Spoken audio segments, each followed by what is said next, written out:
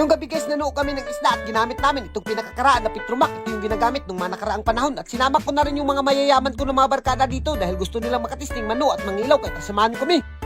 For today's video guys ay mangunguha nga pala kami ng isda, pero at this time guys ang gagamitin namin na pangunguha ay isda itong Petromax. At sa hindi nakakakilala ng Petromax guys ay naku, mga 1990s lang yung mga nakakilala nito. At alam nyo ba yung Petromax na to guys, 30 na taon na to hindi namin na nagagamit at kay Papa pa to na napakatagal na. Kaya naman sinindihan na kaagad namin at tinistingan namin kung okay pa ba, goods na goods pa yan. At sa mga hindi nakakalam guys, nung mga nakaraang panahon wala pang mga spot dyan at wala pang kahit anong ginagamit. Ito yung mga ginagamit nung nakapatang panahon at talagang napakaraming isda ang makukuha mo. At ito nga pala yung tubo-tubo na sa amin niya guys, talagang kailangan mo lagyan yan dahil napakainit yan at kailangan mo lang talagang makaprotektahan yung gasa-gasa na yan dahil talagang mabubuak siya at kapag nahanginan. At sa puntong ito dahil nahuma na kami pag-testing itong Petromax, ayan na nga, goods na nga yung siga niya. Kaya naman taon-taon dadalhin na namin to. At as you can see naman guys, kapag pumunti ng siga, goods na nga. Kaya naman pinahong na kaagad ni Papa yan dahil dadalhin na namin kapag ngumit-ngit na. At sa puntong ito guys, nagdungag na rin ako ng isa kakaldiro na kamuti dito dahil alam nyo ba meron akong mabisita na gusto nila tumisting na mano dahil hindi pa raw sila nakatesting ng pagpano sa buong buhay nila at mayayaman din kasi itong mga barkada ko at talagang laking syudad sila. Kaya naman pinatisting ko dito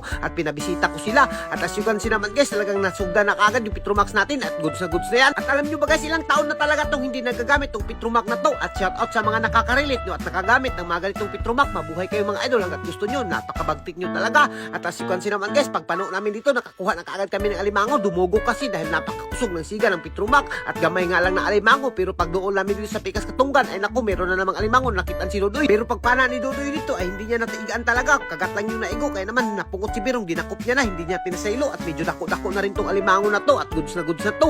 At sa puntong ito guys, pagkatapos magkarakop ng alimango, dito nga pala kami magtatambay sa floating cottage namin. At as you can see naman guys, napakaliwanag talaga ng Petromax, tamang-tama ginamit namin to. At sa puntong ito nakaabot na nga sila Ivy, pati yung mabisita namin no, talagang nalilipay sila dahil first time daw nila makapunta ng dagat. At as you can see naman si Ivy guys, parang hindi pupunta ng dagat, parang pupunta ng syudad.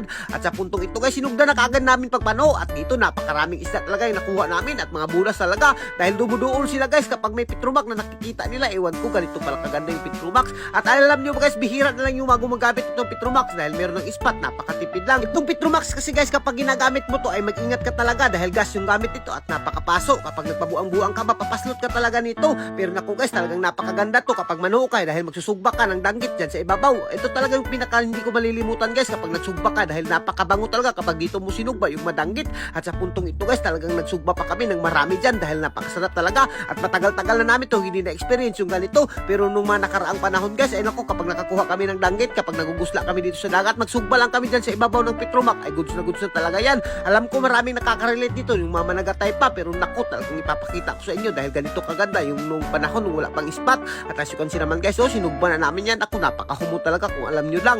At sa puntong ito, itong mga kabarkada ko naman na hindi marunong, nagpatuga-tuga ng namunit ng mga kuha namin, ay naku, sabi ko sa kanila, pag natunog kayo, impas talaga kayo, baka makauwi kayo sa lugar nyo at hindi na kayo manangin. At nag-aampo talaga ako dito guys na matunog talaga sila dahil para matilawan nila kung gaano kasakit yung danggit na makatunik at para hindi na sila makabalik dito sa dagat namin. Pero naku, talagang napakabagtik nila, hindi pa sila natunog. At sa puntong ito, yung makuha namin, naghaling na kaagad kami dahil magpapaksi yung kinilaw kami dito at di namin yan papasiluin. At as you can see naman guys, napakadaghan ng mga kinilaw na nakuha namin at siyempre titimplahan na natin yan. At huwag kayong mag-alala guys, nang hunaw ako ng kamot kaya kinumut-kumut ko na, nananghin rin naman ako sa kanila. Sabi ko, ganito talaga ako magtimpla ng kinilaw, kailangan ko kumut-kumutin para mas maging malasa. At dito yung mga lamas natin at mga suka, ililbudbud na natin, nagpitkan lang natin yan ng asin at bitsin, goods na yan at lagyan ng agrio. At yung nakikita nyo guys, parang minagsoon yung aming kinilaw dyan, napakadaghan talaga at napakadaghan kasi namin mag-uban at napakaswerte rin namin dahil Petromax yung gamit namin. Kaya naman talagang hindi kami nagmamahay dito at for sure na mabubungkag na naman ang mabahaw nito, lalo na yung pinaksiw natin guys, napakasarap at napakapresko pa. Kaya naman sobrang tuwang-tuwa yung mga classmate ko dito